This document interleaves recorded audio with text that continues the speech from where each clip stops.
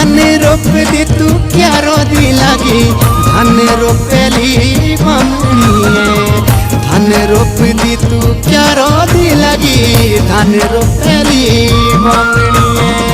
धान रोप दी तू क्या रोदी लगी धान रोपेली मम्मी धान रोप दी तू क्या रोदी लगी धान रोपेली मम्मी बलराम छड़ी खबरों भेजी तू तो आपू की थी मंगनी